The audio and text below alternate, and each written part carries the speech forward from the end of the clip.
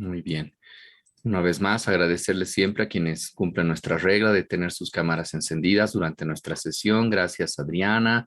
Gracias, Camil, Yasmín, Pamela, también a Iván. Y el día de hoy estamos con Brígida y Geraldine, que siempre tiene su cámara prendida, ¿no? Entonces, muchas gracias a ustedes. Vamos a esperar simplemente unos minutitos para que se puedan conectar los compañeros. Somos 72, que creo es el número ya más o menos promedio con el cual comenzamos nuestras clases, ¿no? De todas maneras, vamos a empezar o vamos a esperar un par de minutos porque hoy hubo algún conflicto al inicio. Les voy anticipando que al final de esta sesión vamos a tener o continuar con la actividad que hemos comenzado la anterior clase. Estas dos clases están destinadas a ver la transmisión de las obligaciones. La anterior clase vimos la transmisión desde el punto de vista activo, ¿verdad? Cuando cambiaba el acreedor. Y ahí no había mucho problema.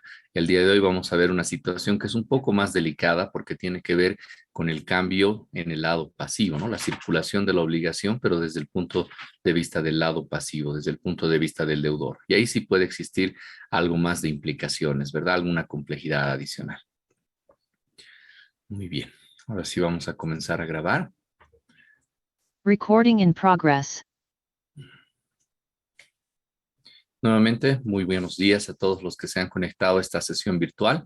Como les anticipaba hace un momento, el día de hoy vamos a ver la última parte de esta lección relativa a la circulación de las obligaciones, denominada también en la doctrina como transmisión de las obligaciones. Esta segunda parte está relacionada con el cambio o la sustitución del lado pasivo de la obligación, es decir, del deudor de una determinada relación jurídica. Durante la anterior clase, la primera parte de este tema, vimos el cambio del acreedor, ¿verdad? Y ahora nos toca ver ya esta segunda parte. Vamos a ver el concepto general de transmisión de deudas. Después vamos a mirar las tres especies o clases de transmisión de deuda que están reguladas en nuestro ordenamiento jurídico: la delegación, la expromisión y la responsabilidad de un tercero. Y por último vamos a mirar los efectos que se producen cuando se presenta esta figura. Quienes tienen ya sus códigos civiles a mano pueden ver los artículos 401, 402 y 403. No son muchos artículos que regulan la transmisión de deudas, pero ya pueden tenerlos ahí a la mano, ¿no? Entonces, esto es lo que vamos a desarrollar en la clase de hoy. Y como les anticipaba, vamos a utilizar los últimos minutos de esta clase para que ustedes puedan concluir este trabajo sobre la transmisión de los créditos, ¿verdad? La transmisión de la parte activa de la obligación, el cambio del acreedor, que en este caso no tenía mayor incidencia porque quién es el accipiens, quién recibe la prestación de vida, muchas veces es indistinto porque la obligación en esencia es un contenido o tiene una significación patrimonial. Mientras el acreedor cambie o varíe, la verdad es que no existe mucho problema o mucho conflicto, ¿verdad? Pero no ocurre lo mismo con el deudor. Y en la parte final vamos a ver este auto supremo que ustedes ya han estudiado, que están analizando en grupos, y combina un poco sus conocimientos de derechos reales o bienes, porque habla acerca del usufructo, que es una especie, es una clase, es una forma de derecho real, su duración y la transmisión de ese derecho de crédito que tiene el usufructuario a favor de un tercero. Como les anticipaba, en cuanto al concepto, la transmisión de deuda no es nada más que el cambio subjetivo que se produce en el lado pasivo de la obligación. Es decir, es aquel acto en cuya virtud un deudor originario es sustituido por otro deudor, quien asume su lugar o su posición dentro de la relación jurídica obligacional. Ustedes conocen, ya saben que las relaciones obligatorias, los derechos personales o los derechos de crédito, a diferencia de los derechos reales, establecen una relación entre personas. En los derechos reales, en los bienes, existe una relación jurídica de una persona respecto de una cosa, respecto de un bien. En cambio, en las relaciones obligatorias, personales, creditorias, no se olviden, son sinónimos para lo mismo. Se refieren al mismo exacto fenómeno. Involucran una relación acreedor y deudor.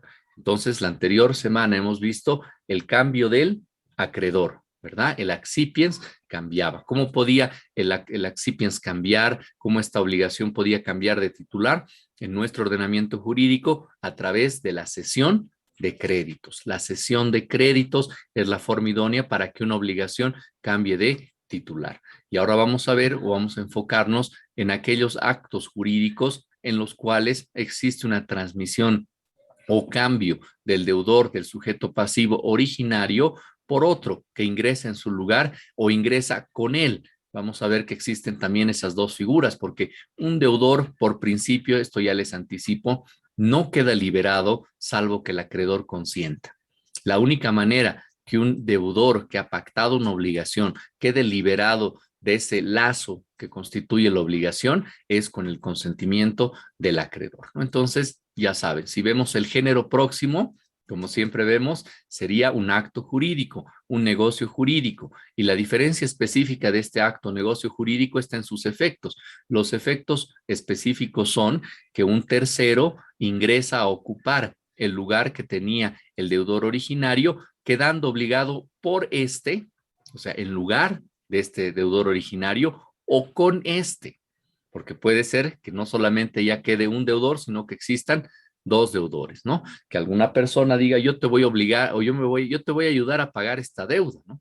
Entonces no quedará liberado el deudor originario, pero sí existirá otro que está obligado con ese deudor originario. Esa es en general una visión, una mirada muy lejana. Todavía no hemos ingresado a los detalles particulares de la cesión de crédito o de deuda, más bien, ¿no? La transmisión de la deuda.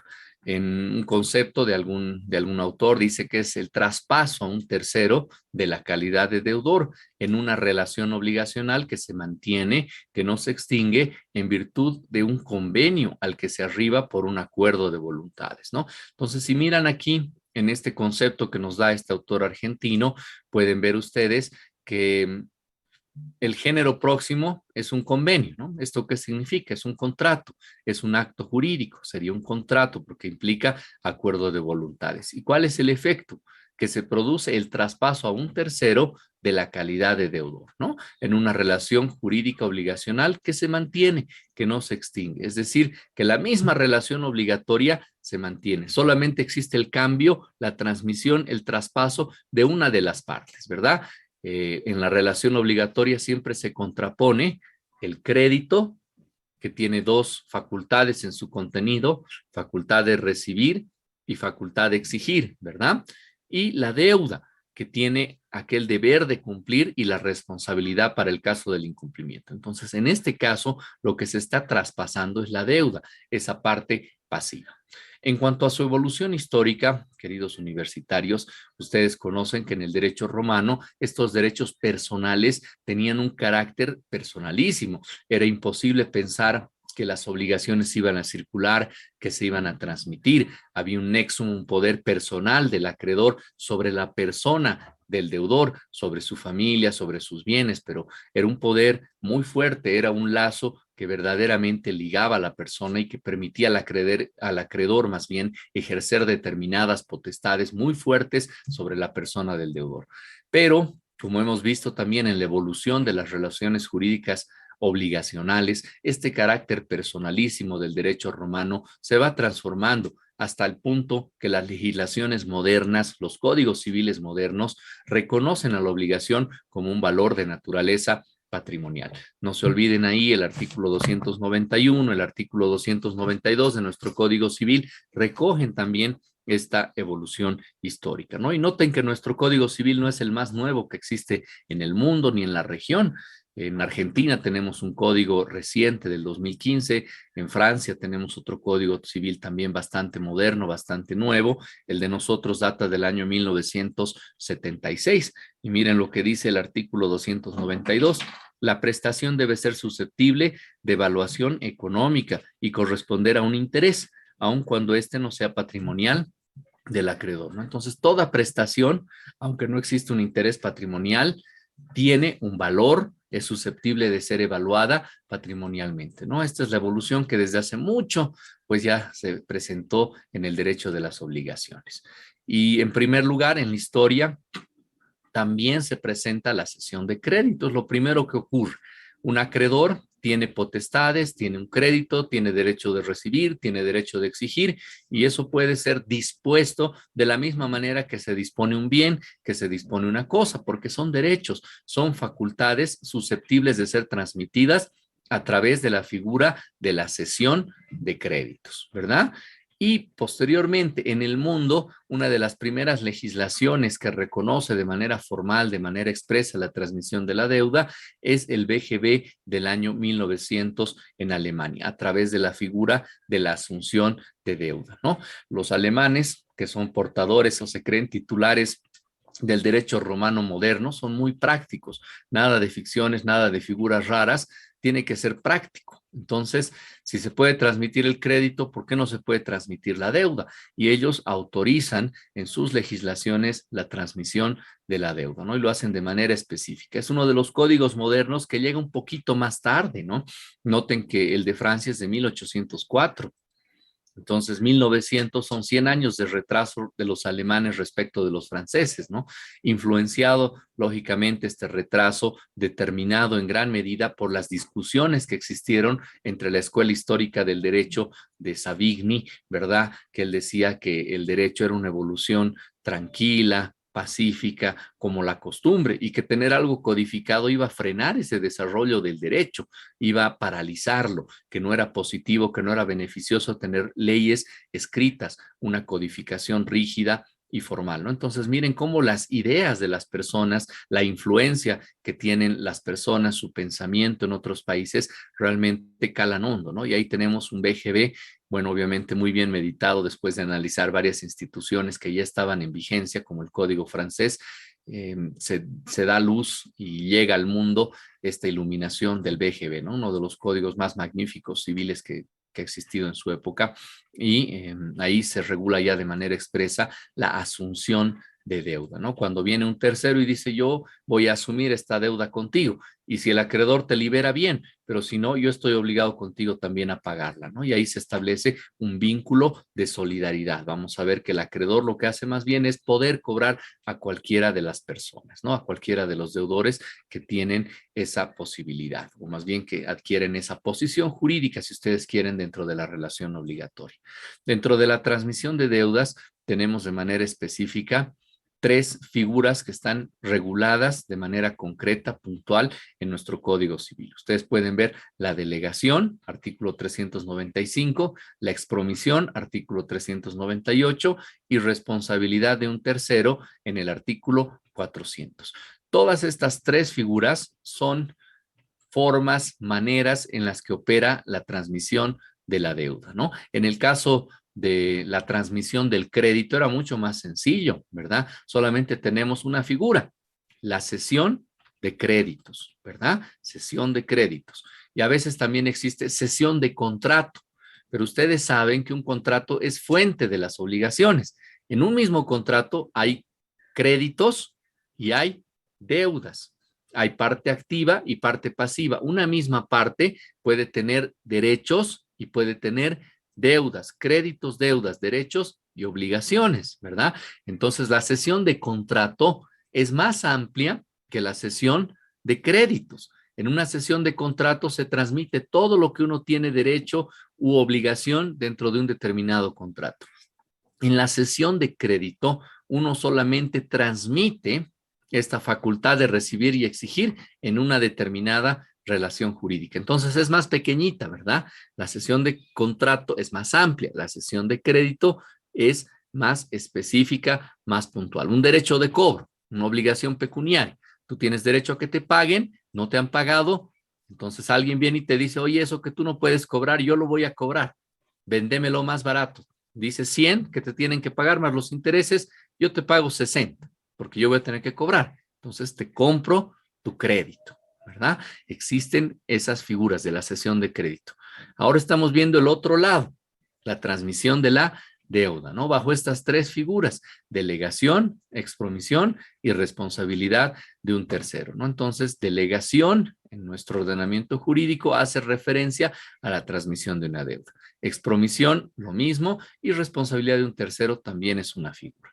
Ahora veamos cuáles son las diferencias específicas entre esas tres figuras que existen, ¿no? En el caso de la delegación, Ahí tienen la relación jurídica obligatoria. Una vez más, yo sé que nos olvidamos rápido, pero les pido que si algo no se olvidan de esta materia, solamente que sea esto, ¿ya? Que existe una relación jurídica ahí, ¿no? Acreedor, deudor, prestación debida y vínculo jurídico. Esa es la relación obligatoria, esa es la relación personal. Es bien facilito el derecho civil. Derecho de las personas con las cosas, derechos de las personas con otras personas. Así de facilito es el derecho civil. Y luego todo esto, cuando una persona fallece, se transmite al que queda vivo, a los herederos. Eso es derecho civil, nada más, porque al año que ya les toca ver una materia avanzada de derecho civil, van a ver contratos, nada más, fuente de una de las obligaciones, de donde nacen las obligaciones. Pero ya han visto, ya han avanzado gran parte. Personas, el ser humano, ¿no? La base, la esencia del derecho que sigue siendo antropocéntrico. Después están viendo o han visto más bien los bienes, ¿no? La propiedad y las otras formas, propiedad, posesión, usufructo, uso, habitación, etcétera, ¿verdad? En esta materia estamos viendo obligaciones, los vínculos que nacen entre las personas. Luego van a haber contratos y van a acabar con sucesiones. Ese es el plan del derecho civil. Por eso es importante, parece que va a ser eterno, ¿no? El derecho civil y que lo van a llevar muchos años. No, ya se está terminando. De hecho, las materias duras las están viendo ahora. Lo demás ya son aplicaciones o algunas partes especializadas del derecho civil. Pero hasta aquí se está viendo ya básicamente la esencia o el corazón de lo que es el derecho civil, ¿ya? Entonces, esta es la relación, este es el vínculo, el esquema, la estructura, como ustedes quieren denominarlo, de las obligaciones, ¿no? Entonces, si ustedes pueden recordar este vínculo, esta es la forma, como les decía en las primeras clases, ¿no? Como decía Savigny también, el derecho es la totalidad de la vida desde un particular punto de vista. Este es su prisma, este es su lente con el que ustedes como abogados tienen que mirar todas las cosas, ¿no? Tienen que ver, aquí nació una obligación, esta es su fuente. ¿Fue transmitida? Sí, no. Y luego vamos a ver la última parte, la extinción. ¿Se extinguió la obligación? Sí, no.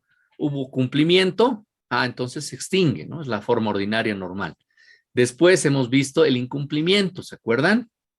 Todo lo que es la responsabilidad civil, el no dañar, incumplimiento de acuerdos contractuales, incumplimiento de acuerdos extracontractuales, ¿verdad? 339 adelante, incumplimiento de obligaciones contractuales. 984 adelante, incumplimiento de cuestiones extracontractuales, ¿verdad? Entonces, no es nada más que eso. Ven que es muy sencillo y todo en base a esta estructura, ¿ya? Entonces, en este caso tenemos una obligación que se ha perfeccionado, que existe, que tiene fuente. Ustedes ya saben también las fuentes, 294. Las obligaciones tienen su origen en todos los hechos y actos que conforme al ordenamiento jurídico son idóneas para producirlas. Actos, facilito, ¿verdad? Lo más grande y abundante, el contrato. Actos unilaterales, por excepción, el reconocimiento de deuda, el compromiso de pago, la promesa pública de recompensa, ¿verdad? Unilaterales, el testamento, que lo van a ver también en sucesiones más adelante, fuentes de las obligaciones, de dónde surgen las obligaciones. El principio es la libertad jurídica y la existencia de una obligación es la excepción, ¿verdad? Y después hechos jurídicos, ahí tienen ustedes varios hechos jurídicos, ¿verdad? El enriquecimiento ilícito, el pago de lo indebido, la gestión de negocios ajenos, el hecho ilícito, ¿verdad? Entonces ahí estaban en las denominaciones antiguas, eso se denominaba cuasicontratos, por ejemplo, ¿no? La gestión de negocios ajenos. No había un contrato, pero era como un contrato, porque te lo estaban haciendo algo en beneficio tuyo, ¿no? Se estaban ejecutando determinados actos en beneficio de un tercero, ¿no? Entonces tengan así ya presente toda la materia, es importante que la vayan conectando, que la vayan relacionando, ¿ya? Entonces, en este caso tienen ahí una vez más la estructura básica de la obligación, la parte activa, la parte pasiva. Y tienen a un tercero, miren, al margen, fuera, externo a la obligación, que va a ingresar a esta relación jurídica, ¿no? Aquí tenemos un deudor originario que se denomina delegante y tenemos un nuevo deudor que se denomina delegado, ¿no? En esencia, este es un contrato de delegación de deuda, ¿no? El delegante dice que adquiere o toma una responsabilidad subsidiaria. Ustedes tienen ya que diferenciar a partir de ahora la responsabilidad subsidiaria de la solidaria. ¿Subsidiaria qué implica? En defecto de, ¿verdad? después de algo que es subsidiario, es algo que viene después de otra cosa que es principal, ¿verdad? Entonces, la responsabilidad en este caso del delegante es subsidiaria. Eso implica que si este delegado no cumple, subsidiariamente va a tener que cumplir el deudor originario o delegante, ¿no? No existe en este caso de la delegación una liberación del deudor originario. No se libera, salvo que exista una liberación expresa del acreedor, ¿ya? Entonces tomen en cuenta este aspecto que es muy importante. Tienen un deudor delegante, tienen un nuevo deudor que se denomina delegado y tienen un acreedor que se denomina delegatario, ¿ya? Esas son las partes, esos serían, digamos, los elementos subjetivos, ¿no? De esta operación jurídica. El elemento objetivo, el objeto, el efecto, la materia de esta delegación sería la transmisión, el traspaso de una deuda por parte del deudor delegante a favor del nuevo deudor que se denomina delegado, ¿verdad? Y no se produce la liberación del deudor delegante, salvo que el acreedor consienta. Si el acreedor consiente y dice, te libero deudor delegante y me quedo con este nuevo deudor, entonces sí se produce la liberación. Pero de otra manera, este deudor permanece como responsable subsidiario. Si este que ha asumido la deuda, este nuevo deudor que es delegado, no cumple la prestación debida frente al acreedor, en ese caso, subsidiariamente, el deudor originario o delegado va a responder, ¿no? ¿Y aquí qué está pasando? Pues de alguna manera está quedando reforzado el cumplimiento de la obligación, porque este señor tiene un patrimonio, ¿verdad? Tiene bienes seguramente, acciones, derechos que van a reforzar el cumplimiento de este vínculo patrimonial. Y este señor tampoco queda liberado. El delegante no se libera. Entonces también él tiene un patrimonio que va a ayudar a reforzar y garantizar el cumplimiento de la obligación. Entonces, por donde uno mire, aquí el acreedor puede mirar de palco, porque no se lo está perjudicando. Su interés no está siendo dañado de ninguna manera y este señor solamente tiene responsabilidad subsidiaria, ¿no? Es bien importante que ustedes aprendan estos detalles porque ahora con el IGF, el impuesto a las grandes fortunas, este ha sido un tema de mucho debate.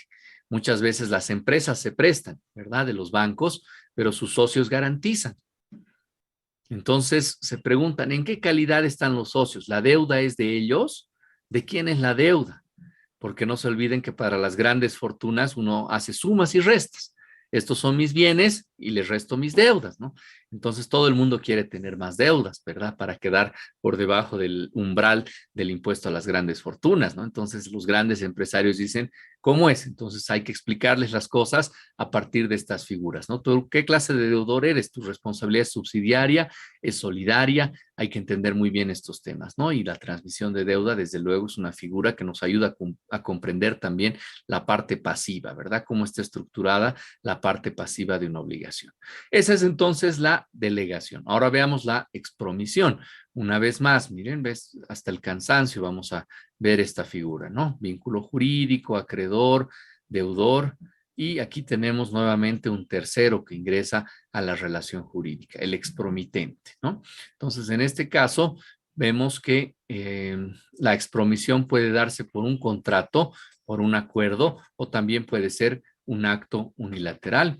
El expromitente, en este caso, asume no una responsabilidad subsidiaria, sino una responsabilidad solidaria, ¿verdad? En el caso de la delegación, al contrario, más bien, el deudor nuevo que ingresa se constituye en el primer obligado y subsidiariamente viene el que le ha delegado la deuda, ¿verdad? En cambio, en la expromisión, uno está asumiendo, está prometiendo por un tercero. Y en ese caso, ambos deudores, el exprometido y el expromitente, se vuelven responsables solidarios. Ustedes ya saben qué es la solidaridad, ¿verdad? Se acuerdan de las clases, de las obligaciones. Hay obligaciones que tienen un sujeto único y aquellas que tienen un sujeto plural. Dentro de aquellas que tienen sujeto plural, ustedes se acuerdan de la mancomunidad, ¿verdad? Mano común, más de uno, que varias personas tienen mano común en una misma prestación de vida. Esta mancomunidad, ustedes ya saben, puede ser activa, ¿verdad? Varios acreedores, o puede ser pasiva, ¿verdad? Varios deudores. Y a su vez la mancomunidad, sea activa o pasiva, puede ser simple, mancomunidad simple, donde el crédito o la deuda se dividen en tantas partes como acreedores existan o en tantas partes como deudores existan. Traduciendo esto al español, si hay 5 acreedores y una prestación vale 100, cada uno tendrá derecho a 20, ¿verdad?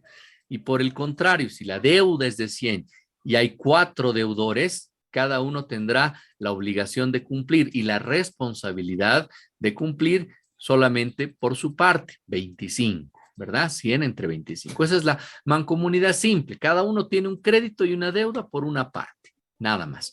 En la solidaridad, acuérdense de esto, queridos doctores, solidum, insolidum, total, completo, entero, íntegro. Entonces, si la mancomunidad solidaria es pasiva, el acreedor o los acreedores tienen derecho a exigir de cualquiera de los deudores el cumplimiento total, íntegro, entero, completo de la obligación, ¿verdad? Y la solidaridad pasiva es la que más existe en el mundo. Poco se ve, muy poco la solidaridad en el lado activo. En el lado activo implicaría que el pago hecho a cualquiera extingue la obligación. Y esto es útil, tiene utilidad, cierta utilidad cuando se contrata con esposos. Lo veo muy poco en la práctica, pero he visto algunos contratos de abogados ya mayores que conocen bien este tema, que establecen solidaridad activa, principalmente entre esposos. ¿Por qué? Porque uno no sabe qué es lo que va a pasar en el matrimonio, ¿verdad? Las estadísticas nos dicen ahora, tristemente, que de cada dos, uno se divorcia. ¿No? Y en los primeros años, ¿no? Entonces es una estadística muy mala. Eso significa que el vínculo matrimonial no tiene estabilidad, que las familias cada vez son más disfuncionales, ¿no?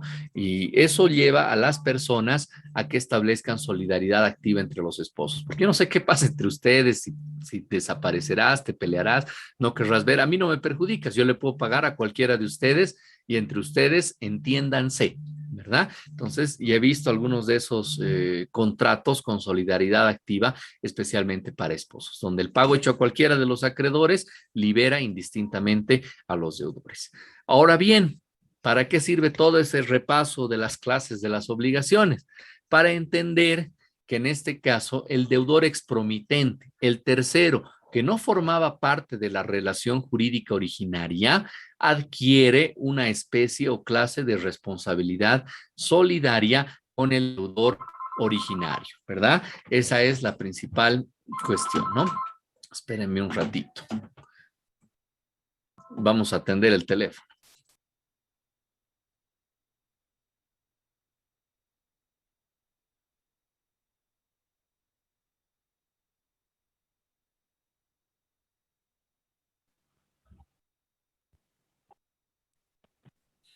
Bueno, ya está.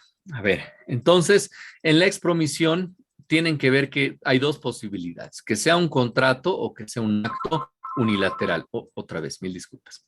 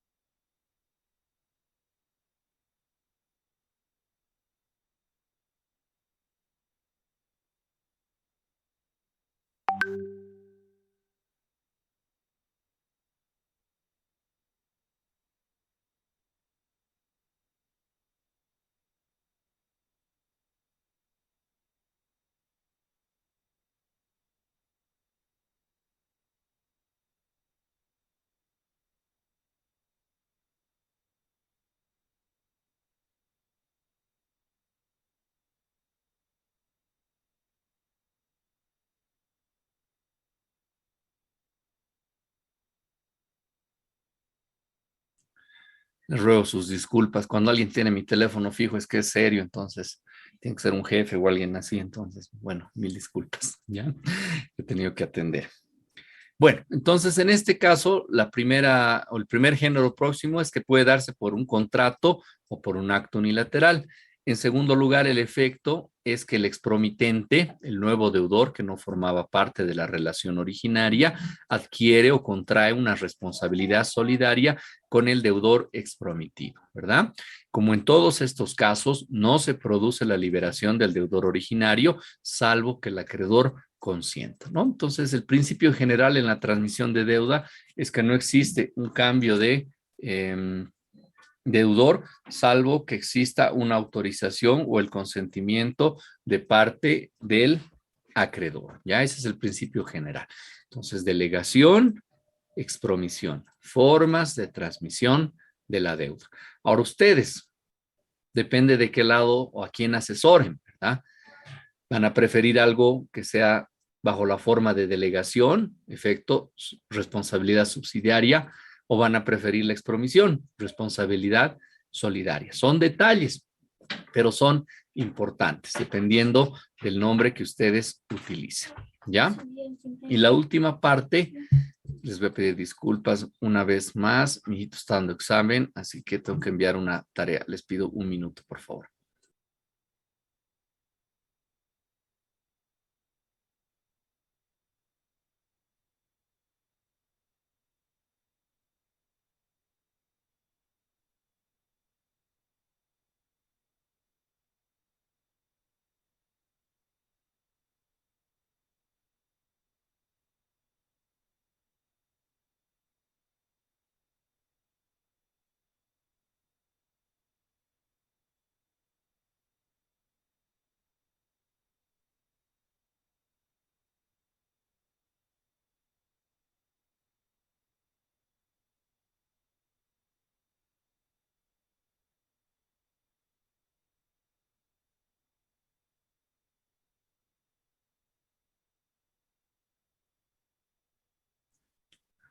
Mil disculpas, ahora sí. Bueno, entonces la última forma o especie de transmisión de una deuda que vamos a ver en la clase de hoy es la responsabilidad de un tercero, lo que la doctrina también conoce como asunción de deuda, ¿no? Entonces, en este caso existe una relación jurídica obligacional, existe un acreedor, existe un deudor y se presenta un tercero que va a asumir la deuda, ¿no? Entonces, en este caso también tenemos un contrato, el tercero adquiere o asume responsabilidad solidaria, no existe liberación del deudor originario, salvo que la liberación sea consentida por el acreedor, ¿ya? Entonces, esa es la última forma. Ahora, ¿cuál es la utilidad práctica de la asunción de deuda, no? Lo que les anticipaba hace un momento. En lugar de tener un solo patrimonio del sujeto pasivo del deudor originario, en la práctica puede existir más de un patrimonio para que se garantice el cumplimiento de la obligación, que no es nada más que una relación entre personas que tiene un contenido de naturaleza estrictamente patrimonial, ¿no? Entonces, sujeto activo, sujeto pasivo, prestación de vida y dos patrimonios ya que van a venir obligados, bien sea de forma subsidiaria o de manera solidaria. En algunos casos, también se presentan liberaciones de parte del acreedor, ¿no? Cuando el nuevo deudor que ingresa es mucho más solvente que el primero, entonces muchas veces ya no le interesa al acreedor mantener responsabilidad sobre ambos deudores, ¿ya? Pero en todos los casos siempre tiene que existir el consentimiento del acreedor para que se presente una liberación del deudor. De otra manera, el contrato, ¿verdad? O el acto jurídico unilateral, bien sea de delegación, de expromisión o de asunción de deudas, responsabilidad por un tercero, no van a producir la liberación del deudor originario. Y esta es la utilidad práctica, entonces, reforzar el cumplimiento de las obligaciones, ¿ya? Ahora bien, como abogados, tienen ustedes que acostumbrarse a leer las normas jurídicas e interpretarlas bien. Entonces vamos a hacer un pequeño ejercicio con ustedes, bien sencillito.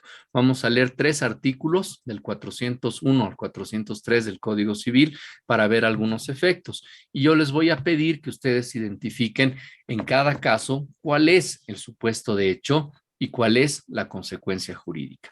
La mayor parte de las normas, la mayor parte de ellas son hipotéticas, tienen una estructura hipotética, ¿verdad? Causa, efecto, supuesto de hecho, consecuencia jurídica.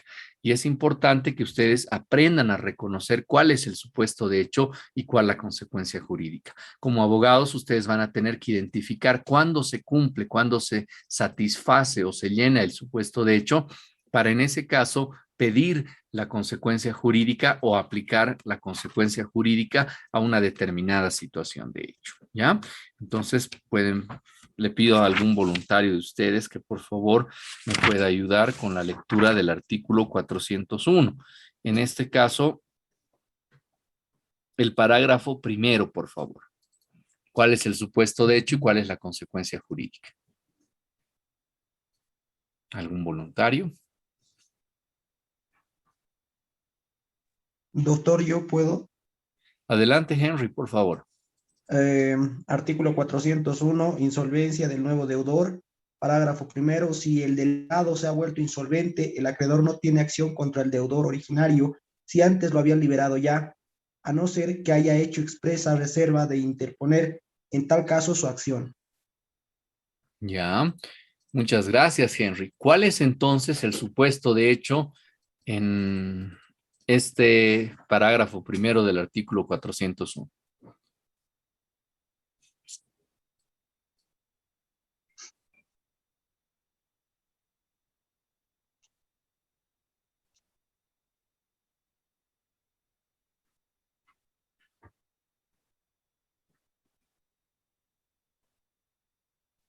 Doctor, ¿podría participar? Adelante, Mauricio, por favor. Yo creo que del artículo 401, el supuesto de hecho sería si el delegado se ha vuelto insolvente. Ya, perfecto. Ese es el supuesto de hecho, ¿verdad? ¿Y cuál es la consecuencia jurídica, Mauricio? Lo que sigue es, el acreedor no tiene acción contra el deudor originario si antes lo había liberado ya. Ya. A ver, si el delegado se ha vuelto insolvente, entonces el supuesto de hecho es la insolvencia del delegado, ¿verdad? Insolvencia del delegado. ¿Quién es el delegado? Es el nuevo deudor que ingresa a la relación jurídica, ¿no? Entonces, insolvencia significa que no puede pagar, ¿verdad? Por eso, acuérdense, solvens, ¿verdad? El acreedor, o más bien el deudor o solvens, es aquel que paga, que satisface la obligación. Entonces, insolvente es que no puede pagar, que se encuentra en una situación económica, patrimonial que le impide pagar. Ese es el supuesto de hecho, ¿no? El delegado, el nuevo deudor, se ha vuelto insolvente, no puede pagar. Y la consecuencia jurídica, el acreedor no tiene acción contra el deudor originario. Esa es la consecuencia jurídica. Porque si ves la otra parte, querido Mauricio, si antes lo había liberado, ese es otro supuesto de hecho, ¿verdad? Entonces, aquí el supuesto de hecho completo sería la insolvencia de un deudor delegado más liberación del deudor originario por parte del acreedor, ¿verdad? Entonces, cuando hay ese supuesto de hecho, insolvencia del delegado más liberación del deudor originario, lo que dice la norma, la consecuencia jurídica, es que ya no se tiene acción contra el deudor originario, ¿verdad? Eso es lo que dice. O sea, no revive, no renace la acción, pero ese es el principio, supuesto de hecho, consecuencia jurídica. Y en este mismo artículo, en estas 3 líneas, 4, existe también una excepción, con supuesto de hecho y consecuencia jurídica. Supuesto de hecho, que el acreedor haya hecho expresa reserva de interponer su acción para el caso de insolvencia del deudor delegado, ¿verdad?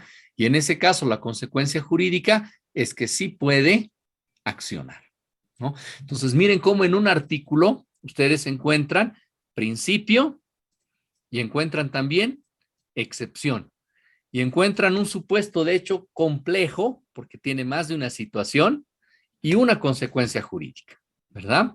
Y en la excepción también un supuesto de hecho complejo y una consecuencia jurídica. Muchas gracias, Mauricio.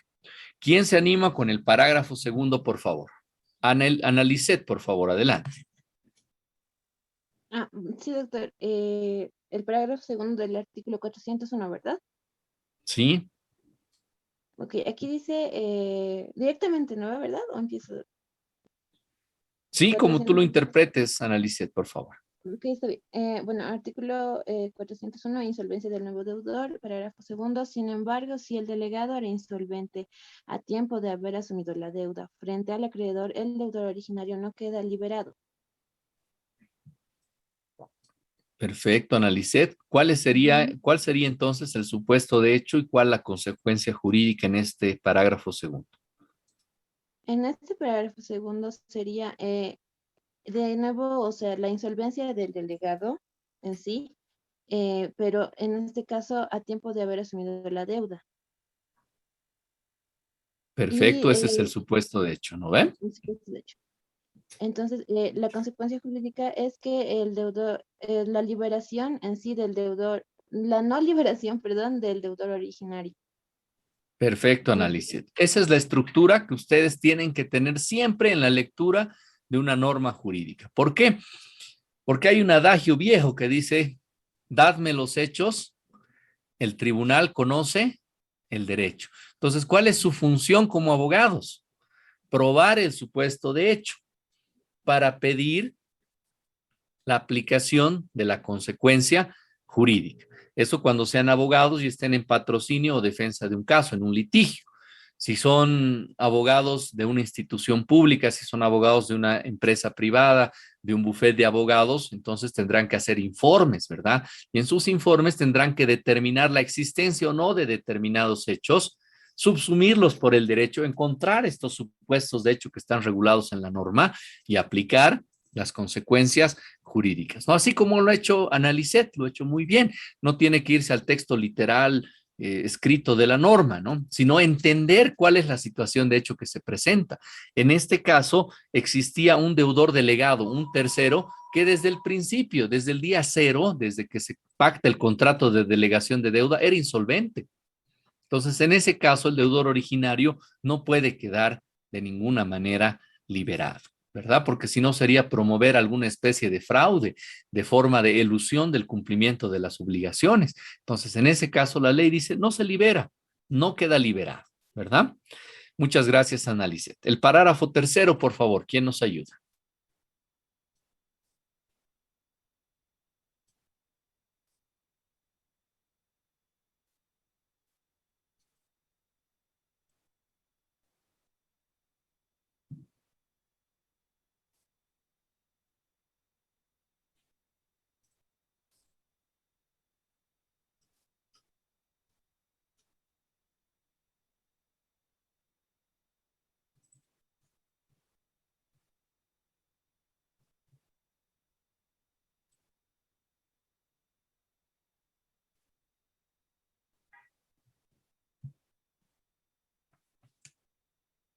A ver, aquí hay que leer dos artículos para entender bien el supuesto de hecho y la consecuencia jurídica.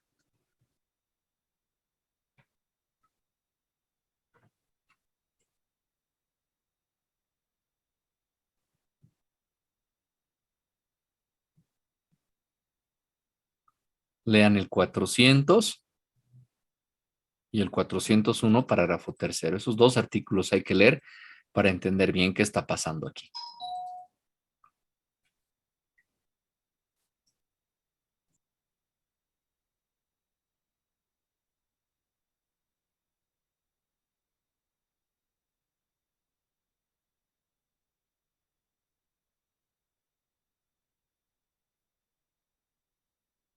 Doctor, ¿podría participar?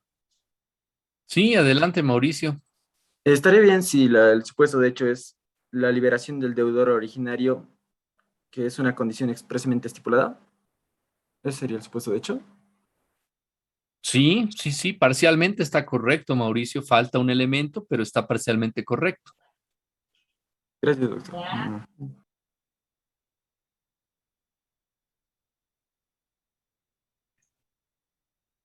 ¿Alguien que quiera completar la parte que ya ha comenzado Mauricio.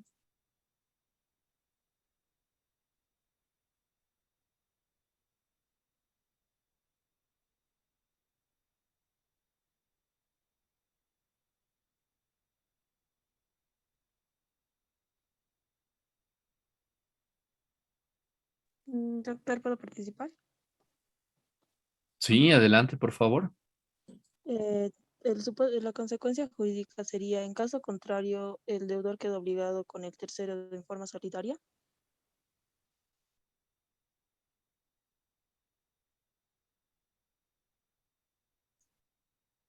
No.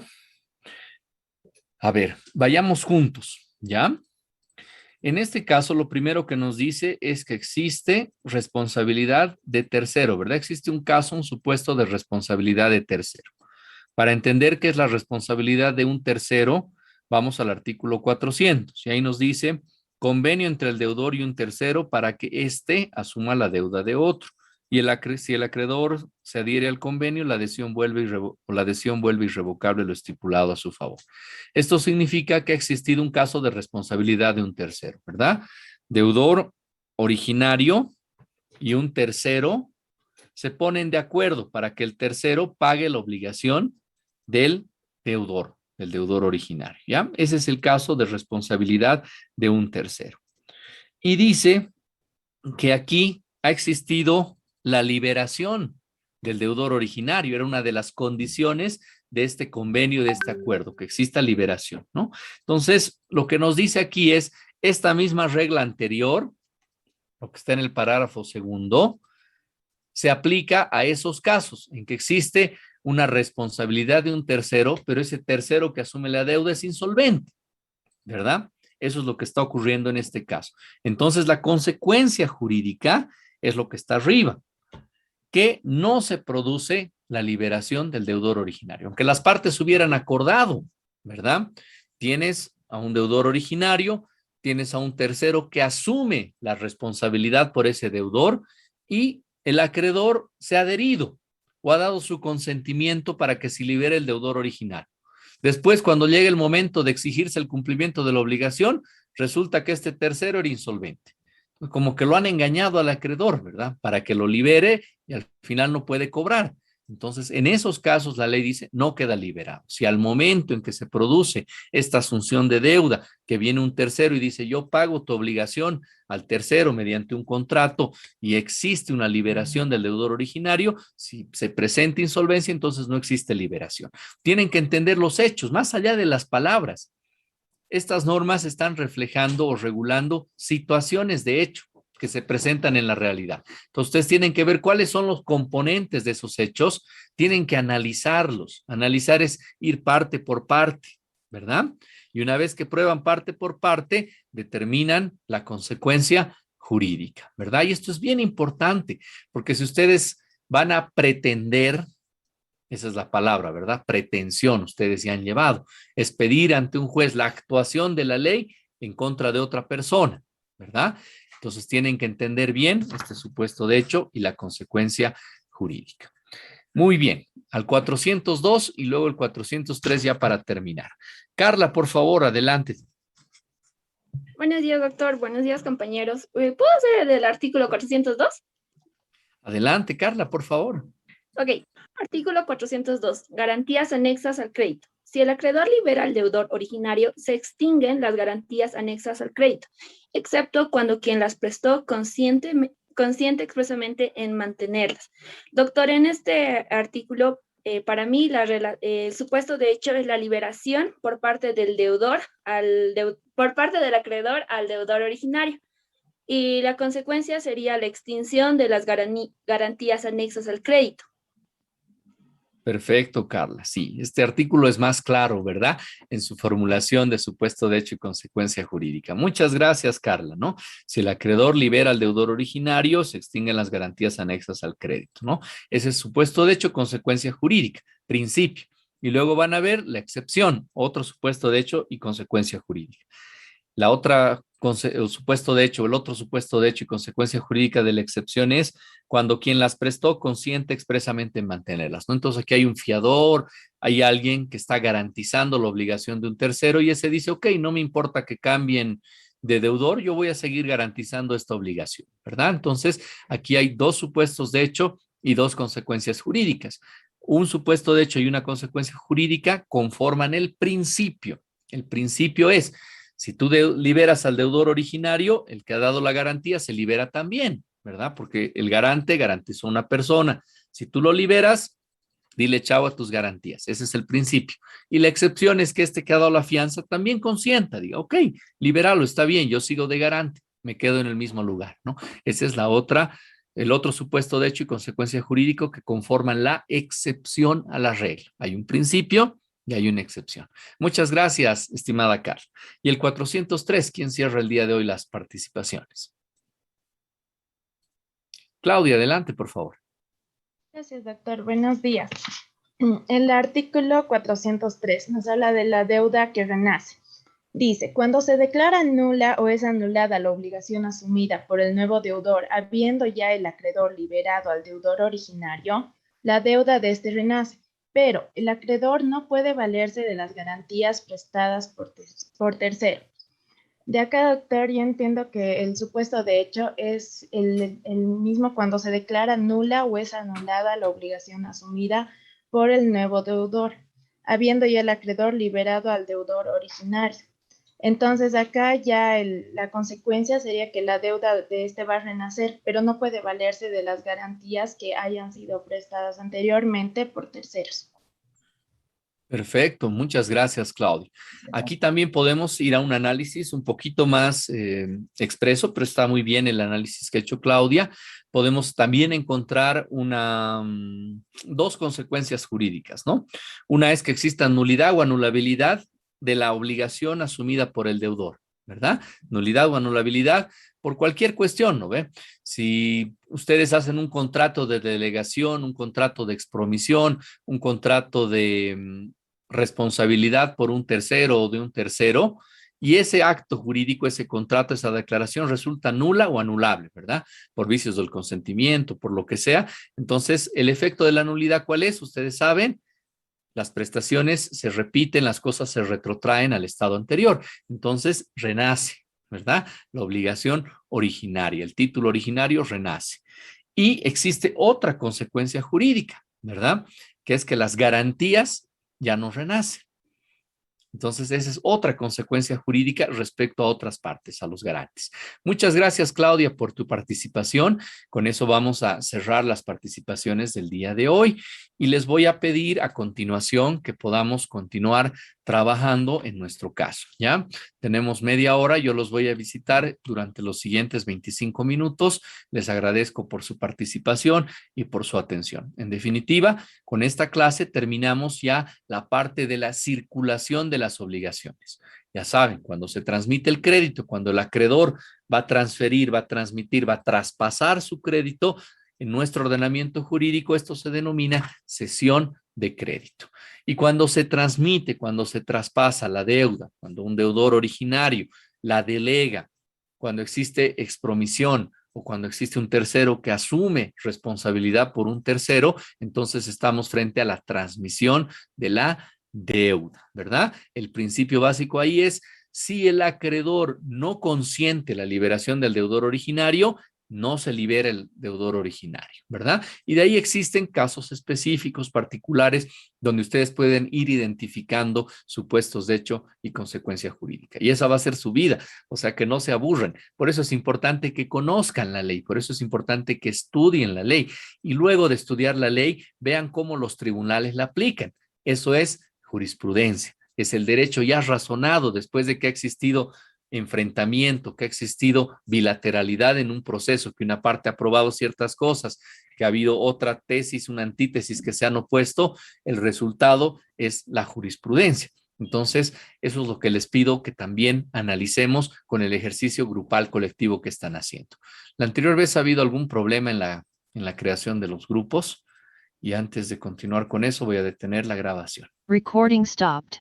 Ahora sí. Y voy a dejar de compartir también. y vamos a crear las secciones de grupo. Entonces son 22 grupos, ¿verdad? Voy a dejar que ustedes elijan la sala que quieran y vamos a abrir la sala por 25 minutos para que pueda visitarlos. ¿Ya? Sigan entonces trabajando con este asunto. Yo los voy a visitar. Si tienen alguna pregunta, me la hacen por favor con toda confianza. Las salas están abiertas y ustedes pueden seleccionar a qué sala quieren ir. Si alguien tiene algún problema yendo a su sala, me dice y yo lo voy a ayudar. Muchas gracias.